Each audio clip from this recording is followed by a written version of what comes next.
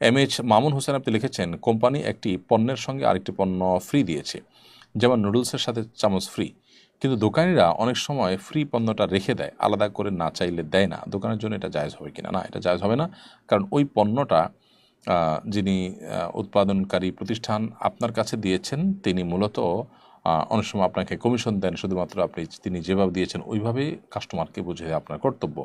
অথবা সেখানে লেখা থাকে অনেক সময় যেটার সাথে এটা ফ্রি দেওয়া হয়েছে, আপনি সেটা সরিয়ে রাখলেন, কিংবা লেখা থাকুক আর না থাকুক, যেহেতু দুইটা একসাথে রেখে তার মূল্য নির্ধারণ করা হয়েছে, সেই মূল্যের ভিত্তিতে আপনি বিক্রি করবেন কাস্টমারের কাছে। অতএব এটা সরায় রাখাটা এক ধরনের প্রতারণা, যেটি করা যায় হবে না। এরপরে পারভেজ হোসেন রোমান আপনি লিখেছেন, একজন সৎ মানুষ হওয়ার জন্য কোনো দোয়া আছে কিনা? সৎ মানুষ হওয়ার জন্য বহু দোয়া আছে। আল্লাহ রাব্বুল আলামিন কোরআনে কারিমেও আমাদেরকে শিক্ষা দিয়েছেন যে আমরা যেন আল্লাহর কাছে মুত্তাকিদের অন্তর্ভুক্ত হওয়ার দোয়া করি। যেমন আছে যে রব্বানা হাব লানা মিন আজওয়াজিনা ওয়া যুররিয়াতিনা কুররাতা আয়ুন ওয়াজআলনা লিল মুত্তাকিনা ইমামা। হে আল্লাহ, আমাদেরকে, আমাদের পরিবারের সদস্যদেরকে সবাইকে আপনি মুত্তাকিদের ইমাম বানিয়ে দিন। তো এখানে মুত্তাকিদের ইমাম হওয়ার দোয়া রয়েছে।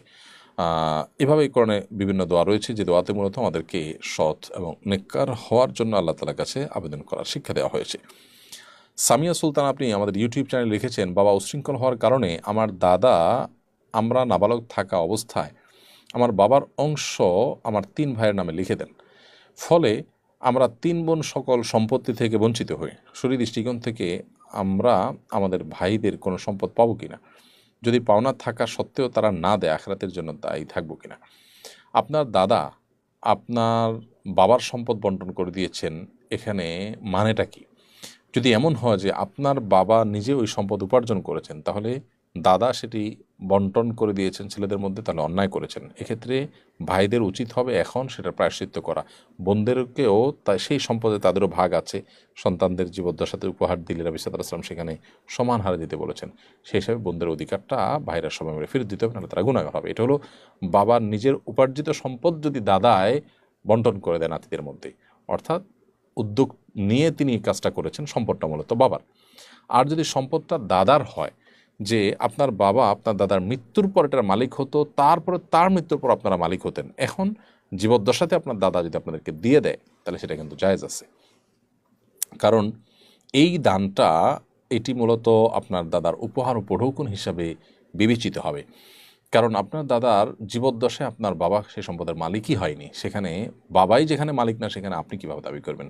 হ্যাঁ, দাদা দেওয়ার ক্ষেত্রে অবশ্যই নাতি নাতনি সবার দিকটা খেয়াল করা দরকার ছিল, বাট না করার কারণে তিনি কোনো গুনাহগার হচ্ছেন না। কারণ উপহার উপঢৌকন দেওয়ার ক্ষেত্রে আমি কাকে দেবো না দেবো এটা একান্ত আমার ব্যক্তিগত বিষয়।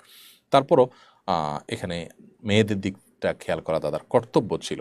এখন ভাইরা তারা এরকম পরিস্থিতি হলে তাদের উচিত হবে নৈতিকতার জায়গা থেকে বোনদেরকে সাধ্য অনুযায়ী সেবা করা বা এই সম্পদ থেকে তাদেরকে কিছু হলেও দেওয়া। এটি ভাইদের নৈতিক দায়িত্ব, কিন্তু শরিয়া তাদেরকে বাধ্য করে না, কারণ এটা দাদা তাদেরকে উপহার দিয়েছেন। বিষয়টা একটু সূক্ষ্ম এবং কিছুটা পার্থক্য আছে।